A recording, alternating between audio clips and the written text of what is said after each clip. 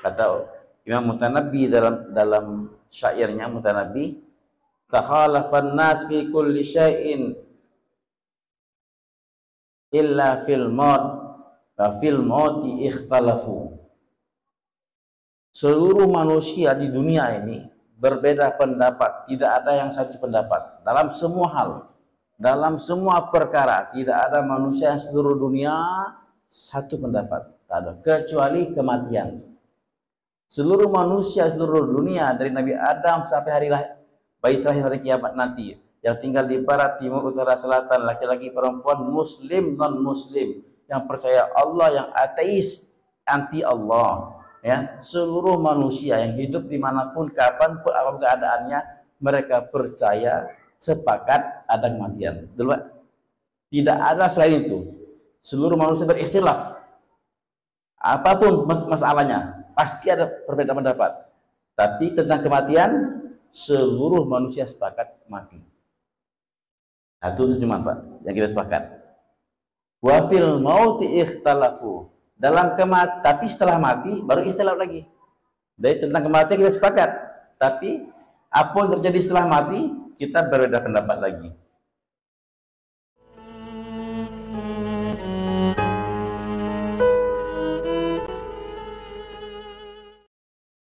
Assalamualaikum warahmatullahi wabarakatuh. Bismillah walhamdulillah wassalatu wassalamu ala rasulillah sayyidina Muhammadin wa ala alihi wa sahbihi wa man wala, amma ba'du.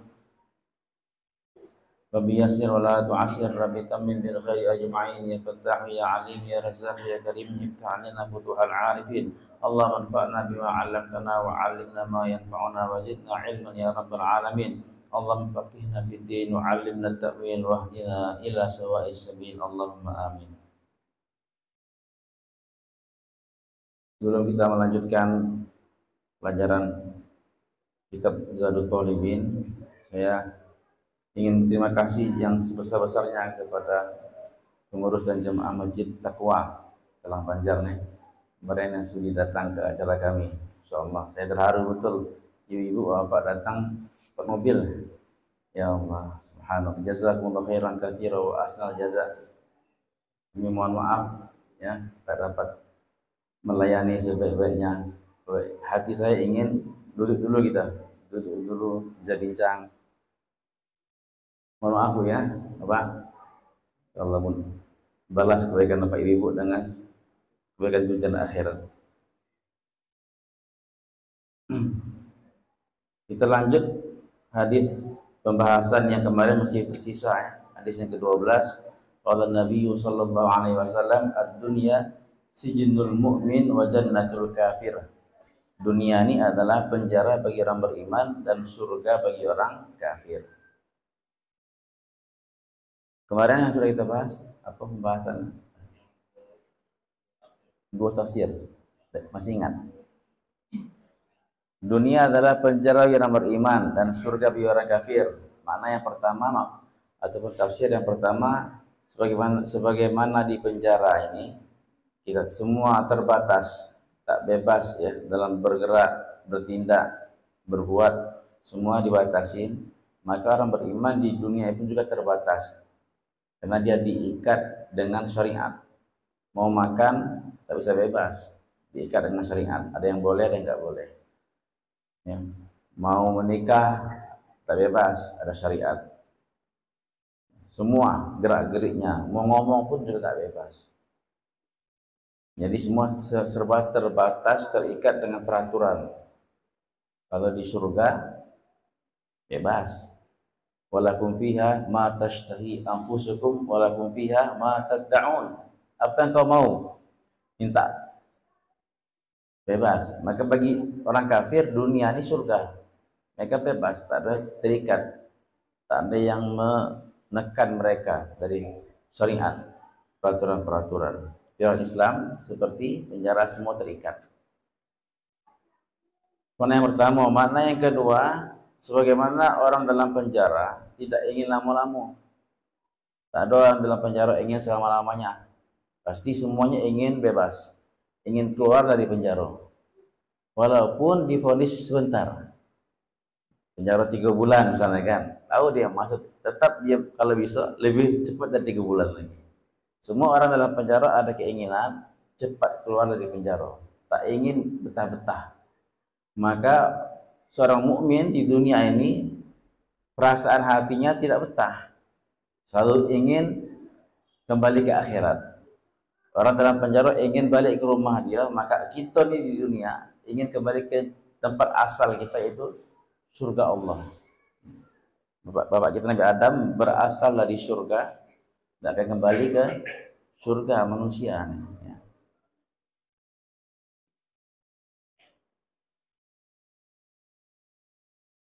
Maka orang beriman di dunia ini seperti itu, Pak, gak betah. Tapi orang kafir kayak dalam taman, dalam surga. Betah nggak? Betah. Orang kafir di dunia ini betahnya takut mati. Allah mensifati sifat Yahudi dalam Al-Quran, ya, mereka itu benci kematian, ya. Takut betul dengan kematian, ingin lari dari kematian. Kalau orang Islam ditunggu-tunggu, sebagaimana kita menunggu tamu agung yang mau datang, tamu mulia yang mau datang. Kapan datangnya? Kapan datangnya? Nah, kapan datang kematian nih? Kapan datang ajal menjemput saya nih? Ditunggu-tunggu. Nah, ya. Oke. Jangan betah-betah di dunia ini, Pak, ya. Kita tadi ajarin, Pak, ya, di kehidupan sehari-hari ini, bahwa dunia ini tempat gak betah. Makan sepiring, nikmat, nikmat. 2 piring, lebih kurang nikmat daripada piring pertama. 3 piring, mungkinlah muak. Ya. Itu pertanda apa? Dalam makanan jangan betah-betah makan. Pakaian baru pakai, terasa enak kan? Setelah 2 tahun, 4 tahun, 5 tahun, tak mau lagi pakai enggak? Yang menunjukkan jangan betah-betahnya dalam pakaian dunia ini. Pak, tinggal gitu juga. Kendaraan ingin tukar terus di atas kalau bisa. Ya. Maka tidak mulia, kehidupan kita lah membawa kita untuk sadar, jangan terlalu betah kamu. Menafsu yang bawa kita untuk betah. Kata Nabi kan, laukan libni Adam wadiyan min dhahab la haba yakuna lahu wadiyan. Kalau seandainya anak Adam memiliki satu lembah emas, maka dia akan ingin punya lembah yang kedua. Kalau punya 2 lembah, ingin 3. Wala yamlahu fahu illa turab, tidak akan mengisi mulut dia kecuali tanah. Artinya apa? Kalau mati baru puas. Sebelum mati enggak puas. Orang tua-tua nih, ya, di atas 60 tahun ke atas nih, jangan anggap dan nafsu, Pak. Ya, masih bernafsu, ya Mak, ya Mak, Pak. Jujur aja. Ya, masih ada keinginan itu. Ya, tidak akan, Nabi mengatakan tidak akan merasa puas sampai mati. Tanah mengisi mulutnya baru puas.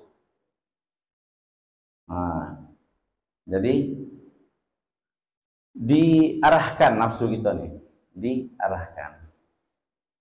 Bagaimana? Supaya kematian ini selalu di depan mata kita. Orang nih, Pak, kalau menyebut-nyebut yang lain mudah, ya. Jarang sekali menyebut kematian. Ingat Allah mudah, Pak, ya. Salawat, baca Quran, mudah nggak? Sering gitu kan? Salawat, baca Quran, istighfar. Bapak berapa hari sekali hari ini ingat mati? Kalau tanya berapa kali ingat Allah?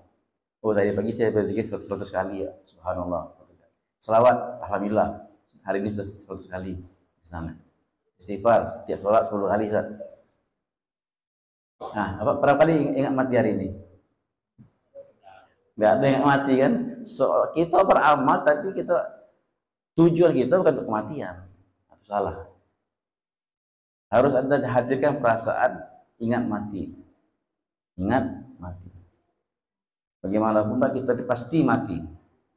Ya. Jadi latihan dengan ingat mati, renungan, duduk sendirian merenung. Oh, saya akan mati. Apa yang saya bawa untuk kematian saya? Ya. Mereka sudah kasih amalan dan doa. Baca 25 kali, maka fadilahnya akan Allah kasih pahala mati syahid walaupun mati di atas kasurnya. Allahumma barik li fil maut wa fi ma ba'dal maut. Dari hadis Nabi, ya Allah berkahilah dalam kematianku dan setelah kematianku. Itu dibaca 25 kali setiap hari.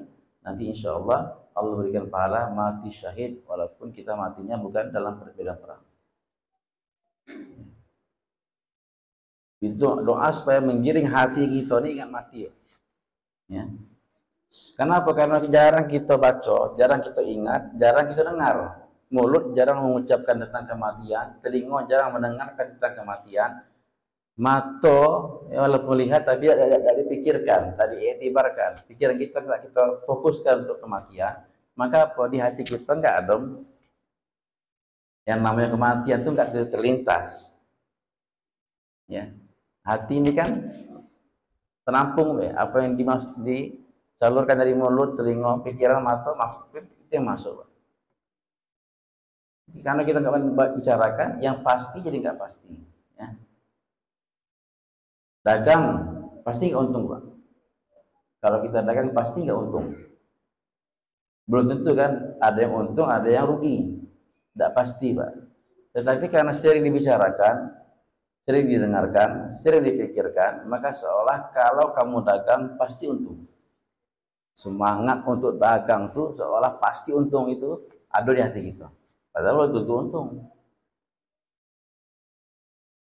Nanam, ya, kebun, pasti nggak panen. Belum tentu panen, kadang-kadang gagal. Ya, hama. Tapi karena sering dibicarakan, didengarkan, dipikirkan, maka seolah kalau kamu berkebun pasti panen. Kalau kamu tanam sawit, pasti nanti panen sawit. Ya. Perkara yang nggak pasti, orang pergi ke laut untuk ngambil ikan nelayan, pasti nggak dapat ikan. Tak pasti, tak ada pasti. Tetapi karena sering dibicarakan, didengarkan, dipikirkan, perkara yang tidak pasti menjadi pasti. Sebaliknya perkara yang pasti, kematian pasti kan? Kata Imam Mutanabbi dalam syairnya Mutanabbi, takhalafan nas fi kulli syai'in illa fil maut wa fil mauti ikhtalafu. Seluruh manusia di dunia ini berbeda pendapat, tidak ada yang satu pendapat dalam semua hal, dalam semua perkara. Tidak ada manusia yang seluruh dunia satu pendapat, tak ada, kecuali kematian. Seluruh manusia seluruh dunia dari Nabi Adam sampai bayi terakhir hari kiamat nanti, yang tinggal di barat, timur, utara, selatan, laki-laki, perempuan, muslim, non-muslim, yang percaya Allah, yang ateis, anti Allah, ya, seluruh manusia yang hidup dimanapun, kapanpun, apapun keadaannya, mereka percaya, sepakat ada kematian. Tidak ada selain itu. Seluruh manusia berikhtilaf. Apapun masalahnya, pasti ada perbedaan pendapat. Tapi tentang kematian, seluruh manusia sepakat mati. Itu cuma Pak yang kita sepakat. Wa fil mauti ikhtalafu. Tapi setelah mati baru ikhtilaf lagi. Dari tentang kematian kita sepakat. Tapi apa yang terjadi setelah mati kita berbeda pendapat lagi. Ya. Mana tadi itu? Jadi ingat mati. Pasti. Perkara yang pasti nih Pak. Kalau jarang dibicarakan, jarang didengar, jarang dipikirkan, maka di hati kita seolah-olah nggak pasti. Seolah-olah nggak pasti. Kayaknya saya ini nggak mati-mati kayaknya. Kayaknya nggak mati-mati. Masya Allah. Enggak, penting sekali buat muzakarah antara kita nih, ya, di rumah, di masjid, di kantor, di pasar. 2 orang, 3 orang duduk, muzakarah lah tentang kematian, Pak. Sebut-sebutlah tentang kematian, Pak. Ya. Hari ini orang takut ngomong mati itu. Jangan Ustaz ngomong kematian. Agak dulu. Kalau kita ngomong kematian, Ustaz, kayaknya kita ini gak ada semangat hidup. Wah, gitu kan alasannya supaya jangan takut dengar kematian. Dibicarakan, tak dibicarakan, diyakini, tak diyakini, kamu tetap mati juga. Masalahnya, apa yang persiapan kamu buat untuk kematian kamu? Hmm. Jadi, jangan betah-betah di dunia, ya, insya Allah. Orang beriman itu cinta, ya, rindu kampung akhirat. Kunu min abna'id dunya wa la takunu min abna'il akhirah. Salah, maaf, balik. Kunu min abna'il akhirah wa la takunu min abna'id dunya. Kata Nabi, jadilah kalian anak akhirat, jangan jadi anak dunia. Jadilah kalian anak akhirat, jangan jadi anak dunia. Maksudnya apa? Anak akhirat nih. Kita ini kan di dunia, ke akhirat. Anak akhirat maksudnya orang yang ruhnya, jasadnya hidup masih di dunia, tetapi fikirnya, kerinduannya, kerisauannya tertuju pada kampung akhirat. Ini namanya anak akhirat. Orang masjid, siapa orang masjid, Pak? Anak-anak masjid, orang masjid siapa? Orang masjid bukan yang bangun masjid. Orang-orang masjid bukan yang dekat rumah dengan masjid. Orang-orang masjid bukan yang namanya ya ditulis di pengurus masjid, itu bukan orang-orang masjid. Ahlul masjid, orang-orang masjid adalah orang yang hatinya terpaut dengan masjid walaupun dia di rumah, walaupun dia di pasar, walaupun dia di toko, walaupun dia di kantor dia, hatinya selalu terpaut dengan masjid, rindu ingin ke masjid terus. Ini orang masjid, ahlul masjid. Maka orang akhirat itu orang yang di dunia masih, tetapi hatinya rindu ke akhirat. Masya Allah, ya. Kapan kematian datang menjemput saya? Tapi jangan nggak dijadikan ini alasan. Besok kita bunuh diri lah, rindu akhirat. Haram, dosa besar ya. Ngapa bunuh diri? Aku rindu dengan akhirat, ingin cepat ke akhirat. Salah juga. Ya. Dosa besar. Orang yang bunuh diri itu nggak yakin dengan akhirat sebenarnya. Orang yang rindu diri, yang bunuh diri itu tak yakin dengan kehidupan akhirat. Kenapa? Karena dia bunuh diri itu ingin lari dari masalah dunia ini. Enggak. Saking beratnya masalah di dunia ini, enggak. Beban dia nggak sanggup dia nanggungnya. Dia pilih bunuh diri. Pilih bunuh diri. Dia nggak tahu bahwa nanti di akhirat semua masalah di dunia akan dipermasalahkan lagi di akhirat. Jadi akan menemui masalah yang lebih besar daripada di dunia lagi. Salah ya, salah paham dia. Dia anggap dengan mati habis masalah. Salah. Dengan mati masalah besar akan datang. Berarti dia ini nggak yakin dengan akhirat. Akhirat itu karena besar lagi. Semua permasalahan di dunia akan dipertanyakan lagi di akhirat. Maka jangan bunuh diri.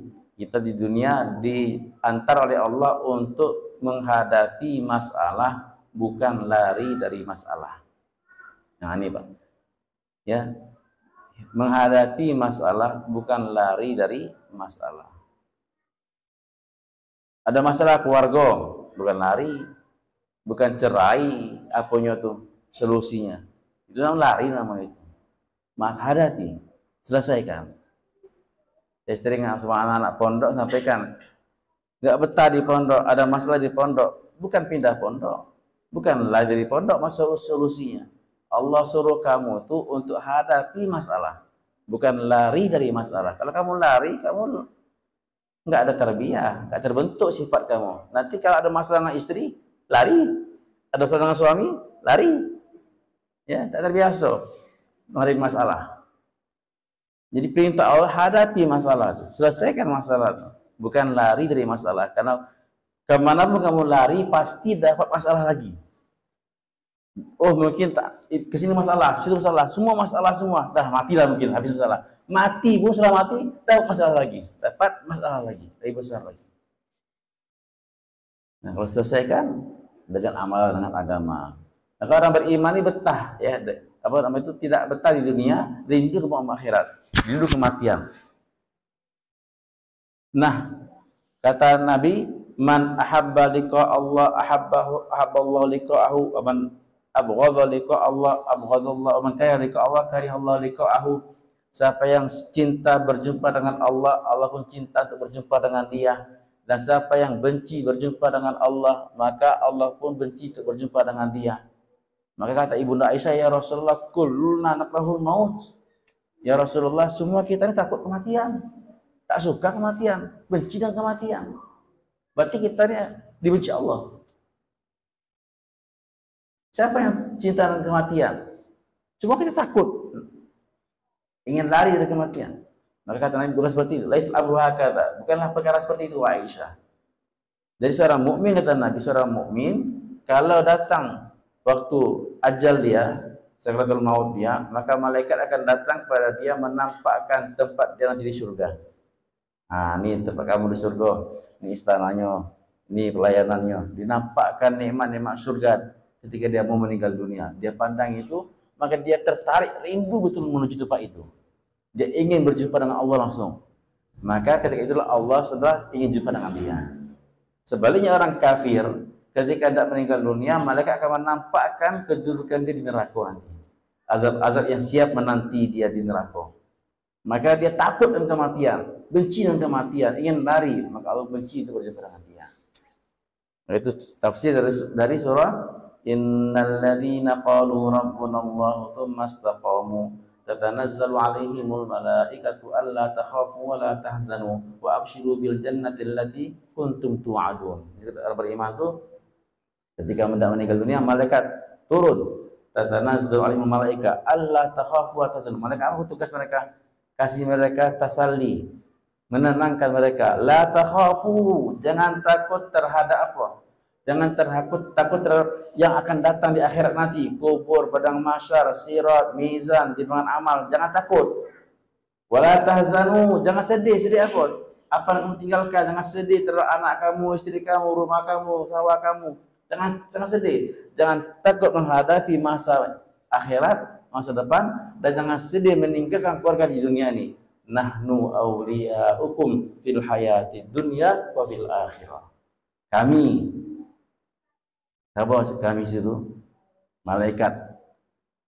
Ada yang mengatakan Allah, kami adalah penolong-penolong kamu di dunia dan di akhirat. Menolong kamu nanti terhadap keluarga kamu tinggalkan, anak kamu kami akan urus. Rumah kamu kami akan urus, jangan takut, jangan sedih. Nanti setelah dikubur, kami bantu kamu. Maka ketika itu mereka datang menenangkan dia, dia senang. Lihat tempat di surga, senang. Maka ketika dia senang menghadapi kematian tadi, Allah senang dengan dia. Orang kafir sebaliknya, Pak. Ya, Masya Allah. Itu yang kedua. Yang ketiga, terlalu panjang lagi. Ad-dunya sijinul mu'min wa jannatul kafir. Dunia adalah penjara bagi orang beriman, surga bagi orang kafir. Apa maksudnya? Ini kejadian pernah terjadi pada masa Ibnu Hajar Al-Asqalani, Imam Ibnu Hajar Al-Asqalani, pengarang Syarah Bukhari. Syarah Bukhari, kitab Bukhari disyarah oleh beliau, Imam Ibnu Hajar Al-Asqalani. Beliau tuh pakai baju bagus, mahal, ulama. Ya, banyak orang ngasih dia, kehidupannya lapang, banyak harta. Suatu hari dia pergi ke pasar dengan penampilan yang mewah. Sampai di pasar, seorang Yahudi bertanya kepada dia, wahai Syekh, saya ingin tanya. Ya silakan. Dia mengatakan, Nabi kamu pernah bersabda, dunia adalah penjara bagi orang beriman dan surga bagi orang kafir. Tetapi saya lihat keadaan kamu nih, kamu beriman, tapi mewah, enak, hidup enak, nggak susah, tak nampak kayak di penjara. Sedangkan aku miskin, makan susah, hidup banyak masalah, susah. Aku kayak dalam penjara, bukan dalam surga. Padahal Nabi kamu mengatakan dunia penjara bagi orang beriman, surga bagi orang kafir. Bagaimana bisa gini? Siapa yang salah nih? Nabi kamu yang salah, tapi bagaimana? Maka kata Imam Al-Asqalani mengatakan dunia ini penjara bagi kami yang beriman kalau dibandingkan dengan kenikmatan surga yang akan Allah berikan kepada kami nanti. Ya. Orang beriman sebesar apapun nikmatnya di dunia ini, dia kaya, dia pejabat, dia hidupnya mewah, senang terus dari lahir sampai mati, tak pernah susah, apa yang dia mau selalu didapatkan. Walaupun seperti itu, tapi dibandingkan nikmat surga, nikmat dunia ini kayak dalam penjara.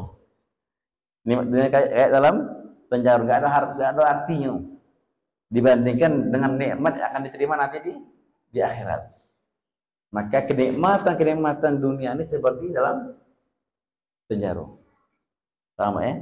Kecilnya rasanya, kecil rasa dunia ini. Nah, sedangkan kamu orang kafir, seburuk-buruknya keadaan di dunia ini, sakit, miskin, susah, terhina, semua penderitaan kamu dapatkan, semua susah kamu dapatkan, tidak pernah senang dari awal sampai akhir. Itu bila dibandingkan dengan siksaan neraka, maka siksaan dunia ini surga bagi kamu. Terasa surga bagi kamu. Maksudnya, ya. Tak ada saya bilang kan bahwa bagaimana dahsyatnya kehidupan di neraka itu. Lawudi ahlun nar fi narid dunya lanamu fiha, kalau seandainya ahli neraka diletakkan di api dunia, tertidur di api dunia. Ya. Bisa tidur, berarti apa? Nampak api dunia ini seperti surga bagi dia kan? Bisa tidur dalam api. Jadi kesusahan dunia ini kalau dibandingkan dengan ancaman Allah untuk kamu di akhirat nanti, itu seperti surga dunia bagi kamu. Nah, itu maksudnya ya. Ad-dunya sijnul mu'min wa jannatul kafir. Tiga.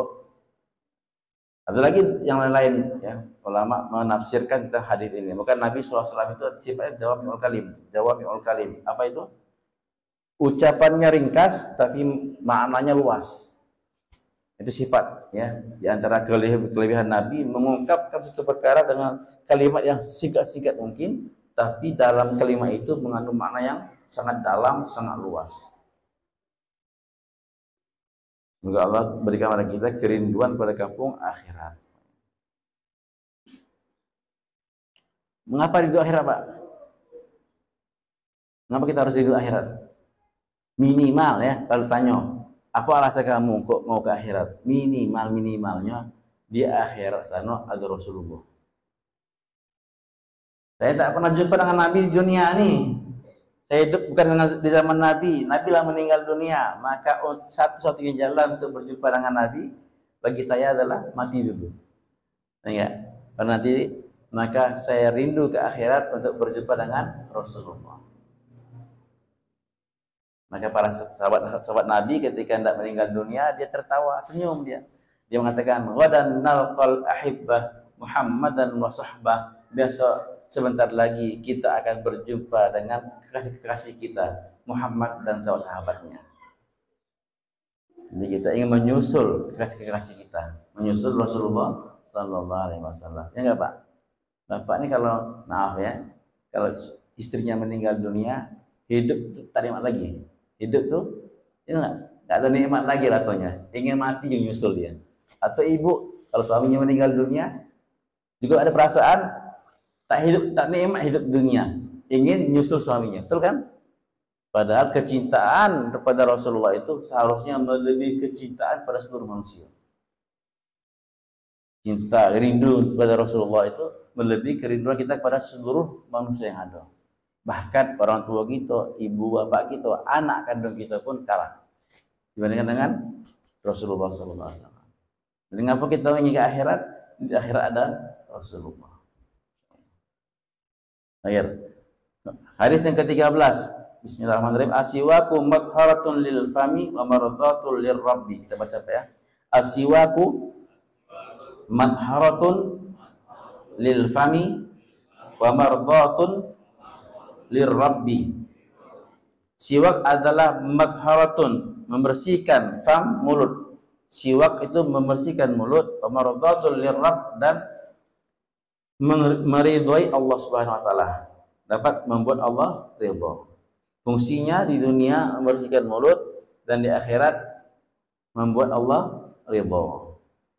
Ya. Itu manfaat siwak. Apa itu siwak, Pak? Tahu siwak? Siwak itu kayu untuk membersihkan gigi kita. Bahkan bukan gigi, ya. Siwak ini adalah kayu untuk membersihkan mulut, lil fam, mulut. Kata ulama, seandainya orang sudah tak ada gigi, nah, mama-mama, nenek-nenek, kakek-kakek, lah ompong, seorang tak punya gigi lagi, tetap bagi dia ada sunnah siwak. Dia masih bisa mengamalkan sunnah bersiwak.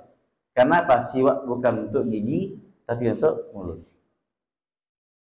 Untuk nenek silakan siwak, baru untuk gigi. Ya, silakan bersiwak. Nih, asyiwaku marfatun lil fam. Ya. Masyaallah mudah syariatnya, mudah syariatnya nih. Anak-anak yang baru tumbuh giginya bagaimana? Diajarkan siwak, tak salah. Ulama ajari anak-anak kamu untuk bersiwak dari awal, dari kecil, sehingga mereka terbiasa dengan bersiwak.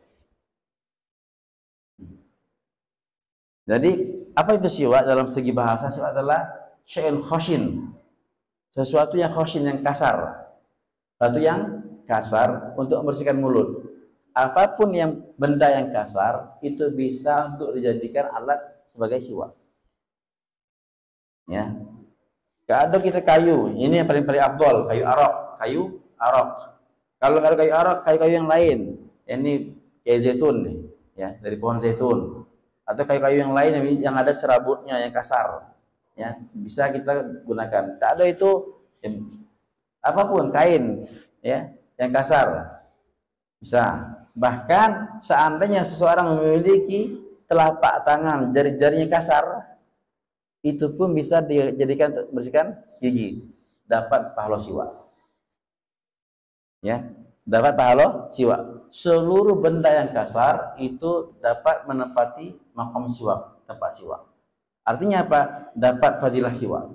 Dapat fadilah siwak yang kalau dia bersiwak, satu sholat dengan bersiwak lebih Allah cinta daripada 70 sholat tanpa siwak.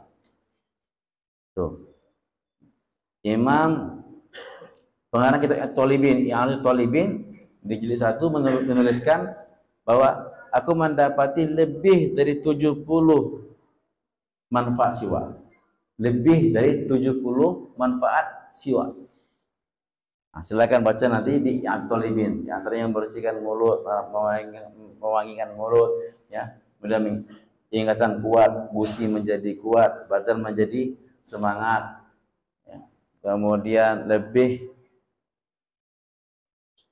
mencintai Allah Subhanahu wa taala, syaitan lari daripada dia, dan dimudahkan, di antaranya dimudahkan mengucapkan kalimat syahadat ketika sakaratul maut.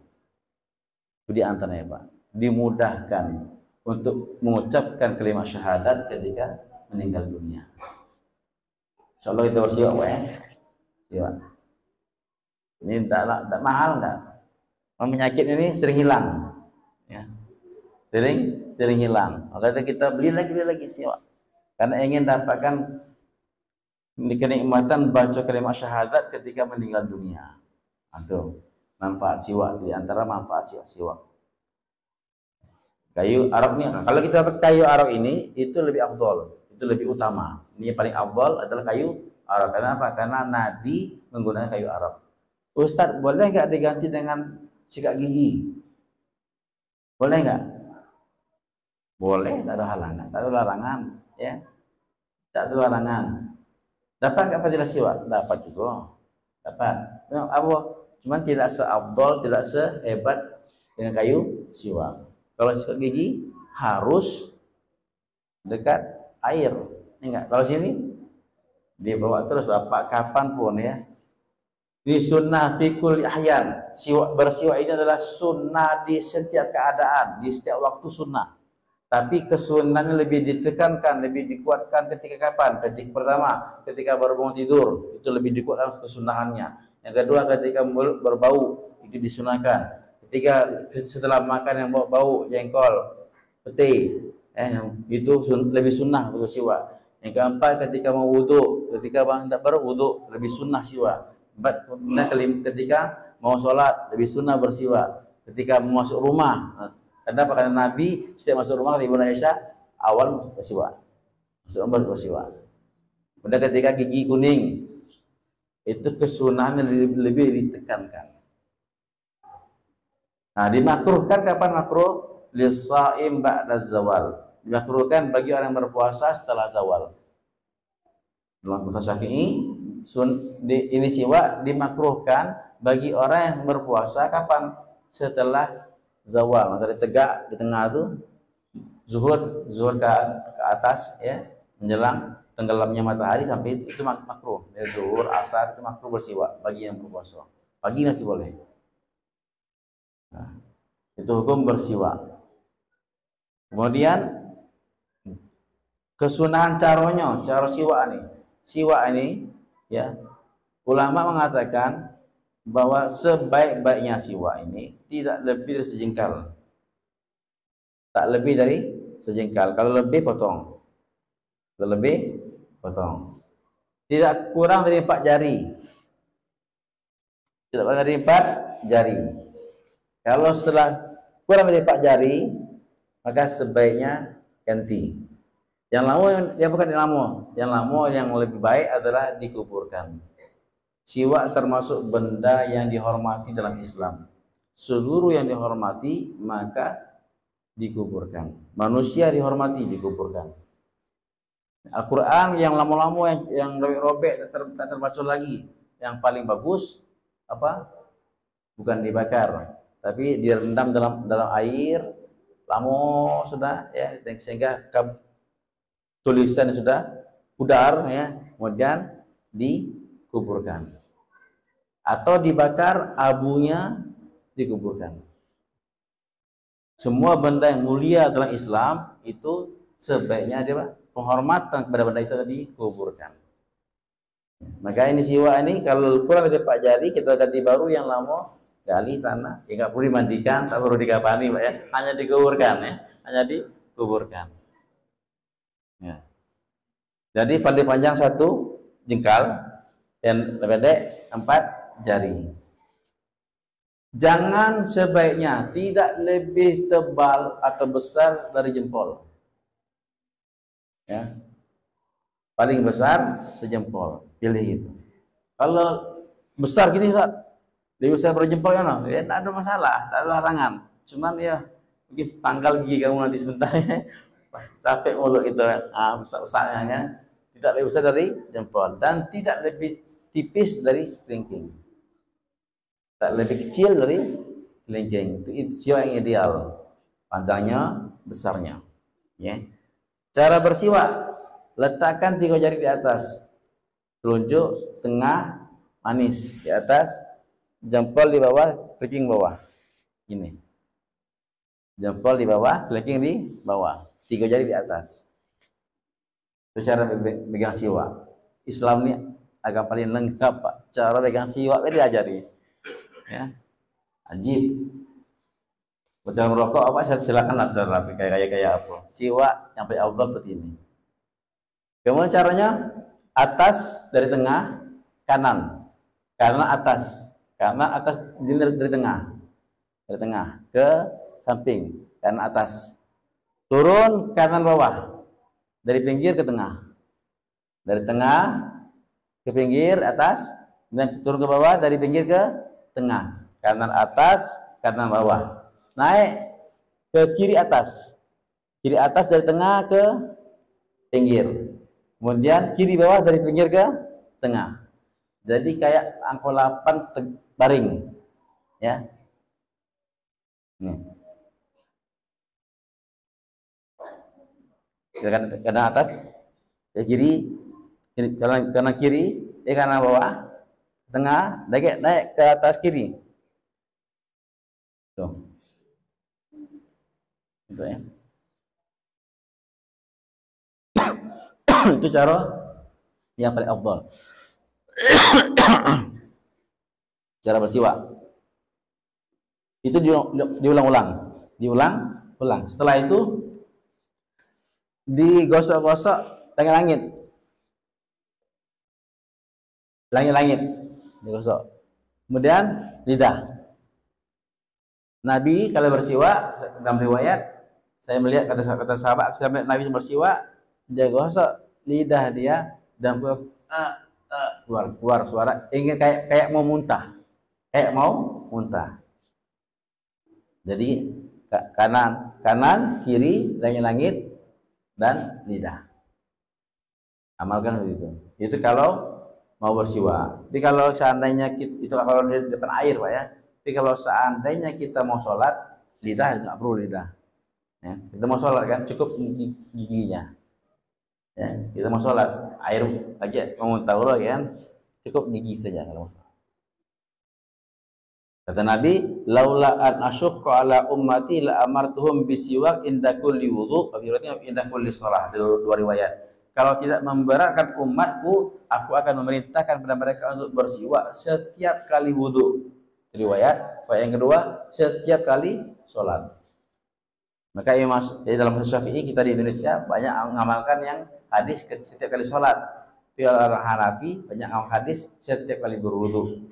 Dan ini siwak keistimewaannya Pak, istimewaannya bisa ya dipakai dan oleh semua orang. Boleh hukumnya meminjam siwak orang lain. Ya. Satu siwak baru ramai. Kalau di Pakistan tuh setiap wudu tuh ada tempat siwak. Jadi orang wudu ambil cuci taruh lagi situ. Lagi orang kedua datang wudu ambil cuci taruh lagi situ. Satu siwak dipakai beramai boleh. Ya.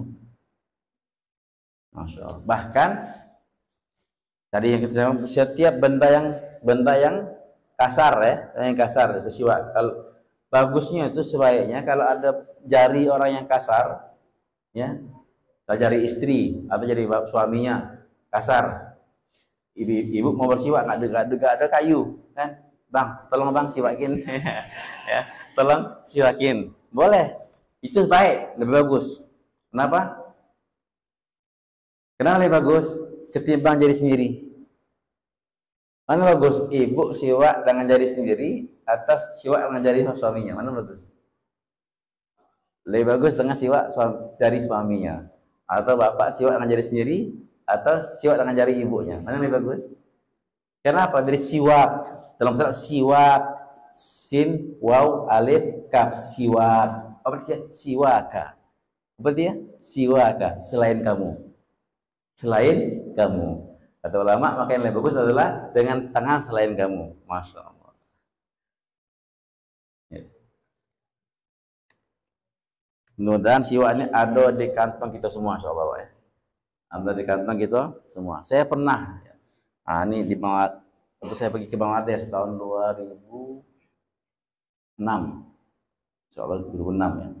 Di Bangladesh, satu orang dokter, dia ini dokter besar di Bangladesh itu Dhaka. Dia ngomong sama kami. Saya itu jadi mutarjim, penerjemah dia. Dia ngomong, dia dapat orang-orang Melayu. Dia bahasa Inggris. Maka saya terjem, dia bilang, saya akan kasih kamu dua kisah. Dua kisah, ini kisah bukan kisah dongeng, tapi kisah saya sendiri yang mengalaminya. Saya sendiri yang menjadi yang korban, jadi ya apa itu peristiwanya, pelaku peristiwa. Saya menjadi pelaku peristiwanya. Pertama, kisah yang pertama dia bilang kami pada tahun 2001. Pada tahun 2001 satu jamaah diberangkatkan dari Bangladesh ke Amerika. Saya termasuk dalam jamaah itu. Dia bilang, tahun berapa? 2001, satu jamaah dari Bangladesh ke Amerika. Sampai di Amerika kami itu tashkil ataupun kami digerakkan di masjid dekat dengan WTC. Di gedung WTC, nggak jauh dari WTC itu masjid kami nginap. Maka besok kami akan pindah. Kata orang tempatan. Rute besok itu agak jauh. Maka bagusnya kalau jamaah bergerak cepat sebelum subuh. Waktu sahur langsung gerak. Karena kalau sudah pagi macet. Ya. Maka pagi itu kami bergerak. Kejadian WTC 2001 kan? Bulan 9 enggak? Pagi itu pagi. hari. Pagi itu, bus, kejadian. Ya, kejadian WTC. Maka dia bilang kami semua jalan diblokir oleh polisi, diperiksa semua. Kami semua berjenggot, berjubah. Nah, kelas nih. Jadi sasaran utama polisi. Kami ditahan, dimasukkan ke kantor polisi. Semua jamaah digeledah, diintegrasi. Maka semua jamaah bilang, kata misalnya kamu minta sama Allah, tauhid sama Allah, jangan lupa berzikir. Pokoknya semua amalan dibuat. Kami ditahan sampai malam, dari pagi sampai malam. Ditanya satu persatu, bukan semua, satu-satu maju. Ya, diintegrasi sendiri-sendiri. Semua sudah kami buat, tapi semua jawaban kami tidak membuat kami lepas. Bukti, kertas-kertas, HP, semua digeledah. Tapi tetap mereka masih curiga pada kami, curiga dengan kami. Tidak ada jalan lain. Kami sudah kehabisan cara untuk lepas. Nah, kata-kata jamaah, kita ditahan lagi, dibunuh atau ditahan. Jadi besar di Amerika. Maka datang satu kayak pimpinannya itu, FBI-nya itu, datang besar. Dia bilang dia bawa ada apa namanya itu, tas kecil ya di pinggang itu. Pinggang dia tuh sekepala saya katanya. Kepala saya berdiri, saya masih di pinggang dia tuh. Angin besar badannya tuh. Satu orang perempuan, tinggi dia pangkatnya, berdua datang. Jadi kami ditanya, integrasi lagi. Amir kami, pimpinan rombongan, ya ada siwak di saku dia, agak panjang. Jadi keluar gini. Nah, ketika dia dipanggil, itu kata perempuan tuh, itu apa di saku kamu tuh? Langsung diginikan, dikeluarkan. Ketika Amir kami mengeluarkan itu, dia bilang satu kalimat, kayak bravo atau apa itu ya. Langsung semua tentara, polisi di kami itu langsung senjata ke kami semua. Wah, tunggu kan, ini ada apa-apa, bukan bom kan nih. Ya. Ini nih siwak, untuk apa siwak itu katanya? Dalam senjata terhunus. Ini adalah alat yang kami gunakan untuk bersihkan gigi kami, mulut kan. Maka mereka ngomong-ngomong belakangan kompromi. Akhirnya kami dipanggil, kami dibebaskan. Dia bilang, orangnya orang kampung, jangankan untuk merakit bom, untuk bersihkan gigi pakai kayu. Ya, untuk bersihkan gigi masih ke belakang, masih pakai kayu, apalagi merakit bom ya. Kita dengan segala keahlian kita, dengan namu kita, gelar kita nggak bisa jawab. Tapi yang satu sunnah Nabi terbebas. Satu sunnah Nabi kami dibebaskan, kami selamat. Nah, ini hebat sunnah nih Pak. Dan niat untuk pakai siwak insyaallah ya. Semoga Allah kasih itu alhamdulillah. Subhanallah bihamdi, subhanallah bihamdika, asyhadu an la ilaha illa anta, assalamualaikum warahmatullahi wabarakatuh. Ya Rabbul khuluqa طهره فلا يحوي